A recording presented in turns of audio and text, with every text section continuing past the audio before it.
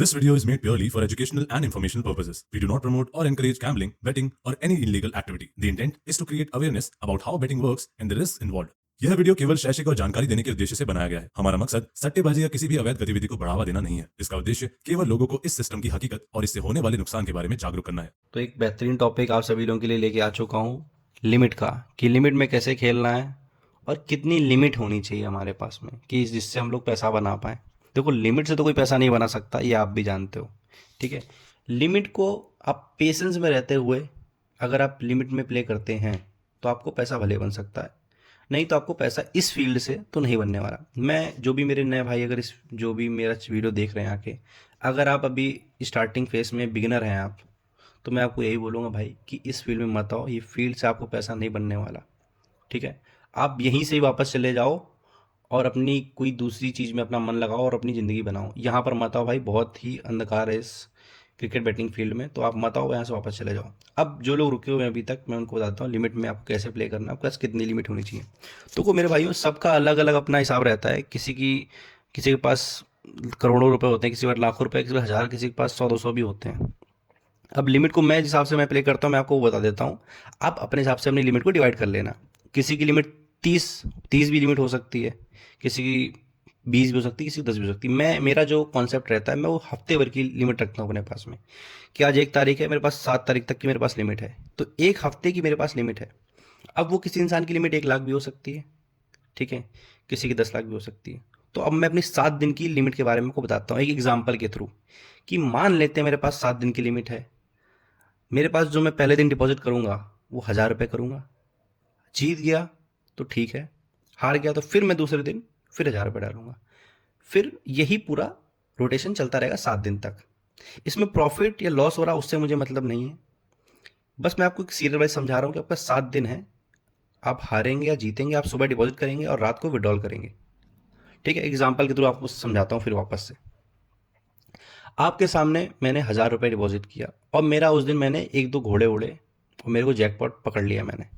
अब वो मेरी 1000 की आईडी मेरी 4000 बन गई, मेरे को 3 लिमिट का प्रॉफिट हुआ, ठीक है। अब मैं उस 3 लिमिट को क्या करूँगा, मैं उस 3 लिमिट को अपने पास जेब में रख लूँगा अपनी, ठीक है, वो मेरा प्रॉफिट हो गया।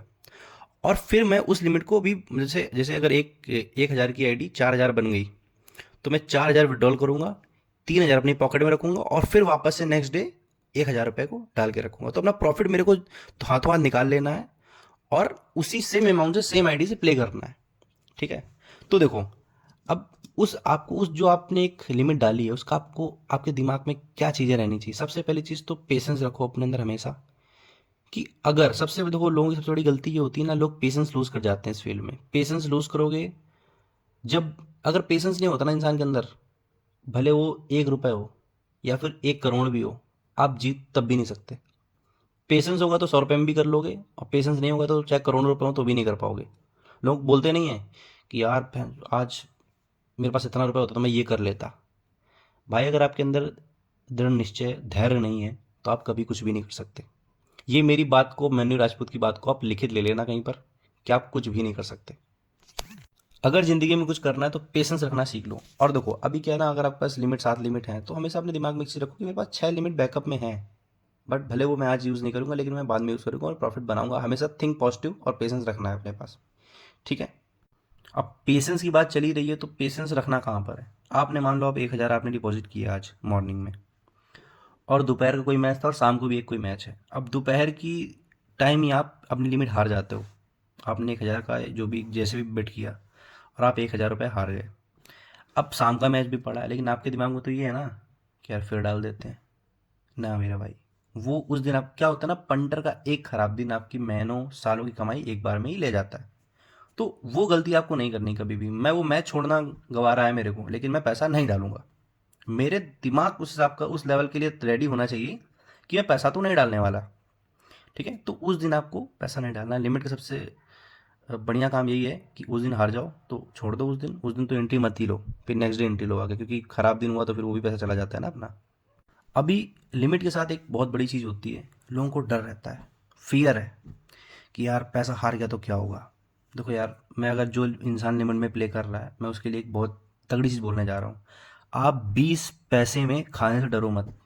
लोग क्या करते हैं, मैंने अपने आंखों में देखा है, कि यार 10 पैसे का उन्होंने खाई की, मान लेता हूँ मैंने एक पेटी खाई की 10 पैसे में, अब 10,000 मेरे जाने को हैं लेकिन 1 लाख मेरे को मिल रहा है।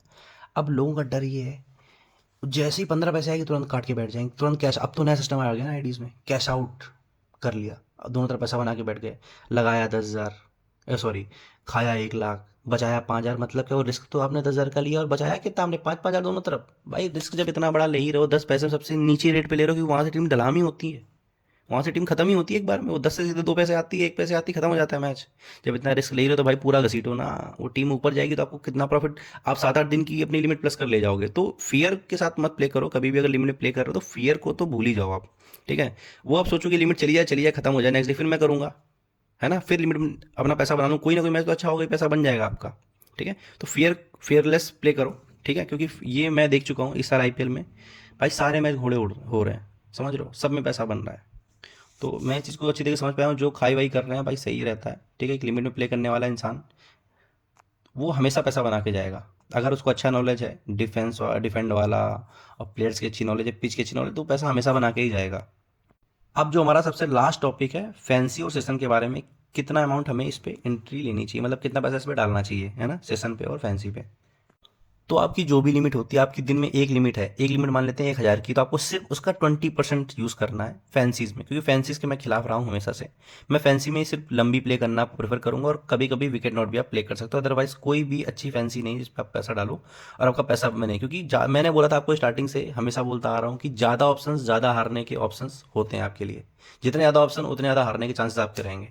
तो फैंसीज़ को कम ही ट्राई करना, और ट्राई करना भी तो 20% से ही, ठीक है। आपकी एक लिमिट का 20% जितना भी हिस्सा बने जाके आप उससे प्ले कर लो, अगर आपको लग रहा है तो, ठीक है। और जिसको मेरा टेलीग्राम चैनल फॉलो करना है, सब्सक्राइब करना है, सॉरी, तो लिंक डिस्क्रिप्शन में है, जाके आप सब्सक्राइब करो और मेरी डीप नॉलेज को समझो, कैसे आप अपने क्रिकेट बैटिंग में आप उसको उतार सकते हो, और आपकी बैटिंग इंप्रूव हो सकती है, ठीक है। तो लिंक डिस्क्रिप्शन में जाके ज्वाइन कर लेना। चलता हूँ मेरे भाइयों, राम राम, राधे राधे, सत श्री अकाल, आदाब।